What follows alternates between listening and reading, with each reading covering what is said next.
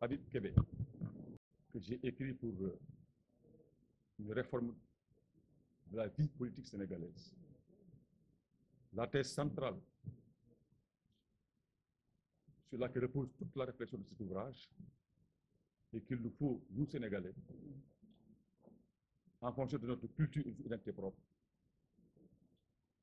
réconcilier religion et politique pour créer un modèle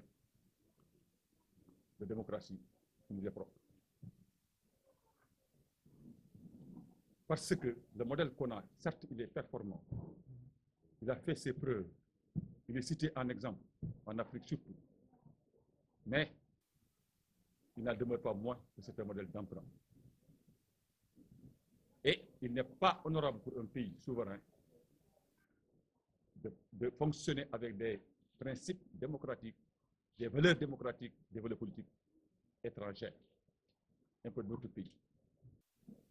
Parce que ce qui se passe au Sénégal et partout en Afrique, c'est que les Africains, au lieu de penser leur vie politique, se sont contentés à l'indépendance de copier le modèle français pour en faire effectivement une affaire à appliquer en Afrique de façon systématique et servile, sans réflexion et sans adaptation.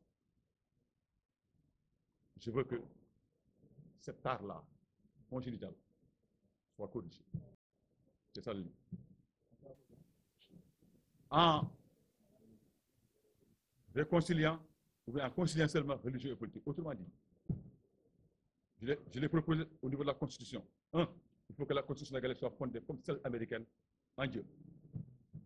Abdoulaye Wade a eu le mérite, il faut le rappeler, les Sénégalais ne sont pas politiques. Dans sa Constitution, au référendum de 2002, je crois, Wade avait proposé une Constitution sans l'article 1. Il avait effacé Abdoulaye Wade. L'article 1 qui le Sénégal est tout plus laïque. Wade l'avait effacé. Ce sont les laïcistes qui le vilipendaient. Il a reculé. Mais il avait raison. Il ne s'agit pas de renoncer à la laïcité, mais de faire une démocratie qui nous est propre. Je dis encore et je répète que l'exemple type dont on doit tenir compte, c'est les États-Unis d'Amérique. C'est un pays démocratique, absolument. C'est un pays laïque. Mais ça, le mot. Et pourtant, ils ont réussi, les Américains, dès la naissance de l'État américain, à considérer religion et politique. À fond de la vie politique dans la vie religieuse. Donc, je disais que le modèle américain peut nous servir d'exemple pour voir que le modèle français, qui est un modèle non seulement laïque, mais athée, impie et intolérant par rapport à la religion. Le seul pays au monde où la laïcité permet d'empêcher les musulmans de porter le voile, c'est la France. Il n'y en a pas deux au monde. Parce que c'est un laïcisme. Ce n'est pas laïcité, c'est un laïcisme. Et tout fondamentalisme, qu'il soit laïque ou religieux, est dangereux. Inacceptable. Il y a deux fondamentalismes qu'il faut rejeter. Le fondamentalisme religieux, qui fait qu'au nom de l'islam, on tue des gens et on fait des conneries. Et le fondamentalisme laïque, qui pense que la laïcité, ça s'arrête uniquement, tout le temps, au modèle français. Je récuse ces deux choses. Et je trace une voie médiane qui réconcilie religion et politique, en respectant, un, les principes démocratiques, deux, en respectant la volonté de Dieu, qui croit tous les êtres humains, tous les croyants. Un croyant cohérent ne peut pas se référer à une loi qui n'est pas fidèle à Dieu. Voilà pourquoi je propose un système démocratique sénégalais qui reconnaît aux musulmans sur la majorité de ces pays à s'appliquer leurs lois dans le domaine privé, parce que c'est ça qu'on veut. Mais dans le domaine civil, on a tous une république commune qu'on partage ensemble, chrétiens et musulmans. Et la vie politique non pas fondée, non pas de nature religieuse, mais d'inspiration religieuse. Je pèse mes mots. Il y a un concept de Rousseau qui me semble pertinent pour dire ce que je veux dire. Il nous faut, dans la vie politique, une religion civile. C'est très important, qui donne aux citoyens une moralité et une vie exemplaire. Oui, parce que avec le nouveau régime-là qui est arrivé en 2024, le régime, système néocolonial, colonial et néocolonial fondé par la France, qui a consisté à écarter les marabouts du pouvoir politique, c'est fini. La France, qui avait la mainmise sur ce pays, sur le plan idéologique, et qui faisait que tous les présidents du Sénégal obéissaient à la France, c'est fini. Je salue ce nouveau régime.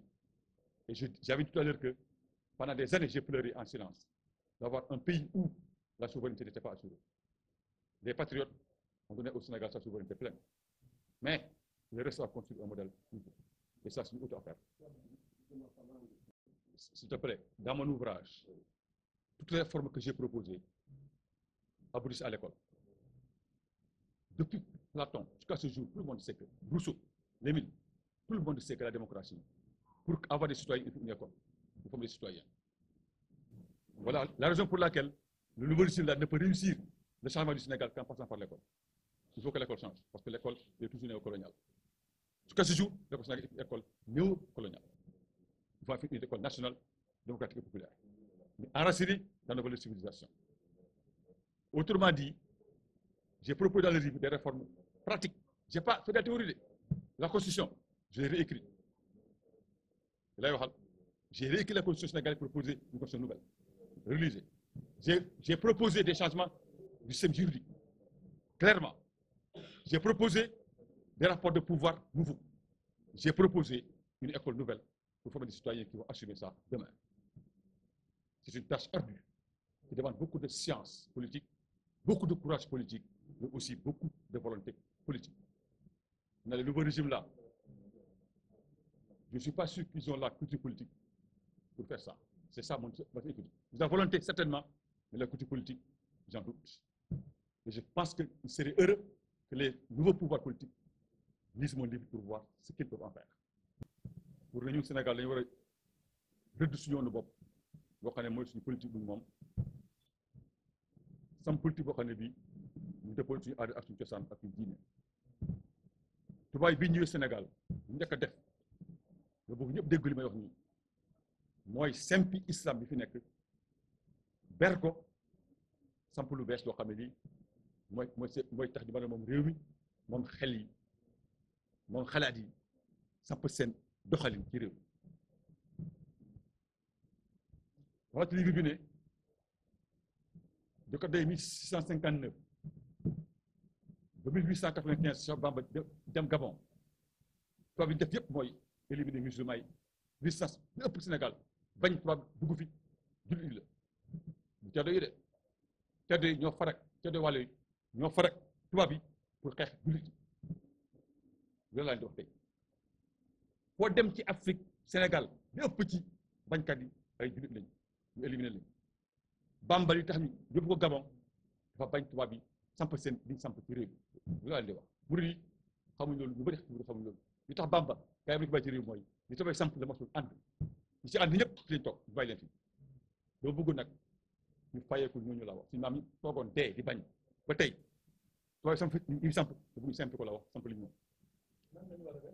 li war a def mooy jël suñ politique bi samp ko ci yàlla képp kuy jullit sa dund yëpp moo xam ci biir kër la moo xam ci mbedd mi moo ci biti la mooy politique la loo xam yaa xam bii moo xam dund sa biir njaboot la dund ci biti ak say mbokk ak say dëkkandoo dund ak waa réew mi amul lenn loo xam ne bi mën na ko def te yàlla wax ko ne ko lii ci war a defal donc amoo lay ñu war a def mooy lépp lu ñu samp ci politique ñu xool ci loo xam ne li moo la yàlla gërëm ak moo la yàlla namm ak moo la yàlla bëgg bu ñu ko defee li mu jur mooy lii politique bu salte bi fi nekk nga xam ne nit ku nekk mën naa fen jël àllu réew mi sàcc def loo xam ne waru ko def te ne julit la loolu yéeme te ne julit la loolu fekk amul julit xaqat du amul ci mukk ci àdduna bu toog politique bi nekk loo xam ne lii dañ koy def ñoo pour jël nguur toog ci ma foofu defar réew mi day jeex tàkk parce que waa ji laaj réew mi da ko laaj ngir yàlla ak pour defar Sénégal lépp loo donc xam laa bëgg ñu daggane politique bi Sénégal dagganal ko samp ko ci li neex yàlla parce que yàlla mooy yëlif ñëpp tubaab bi kanam duñ dara yàlla mooy yëlif ñëpp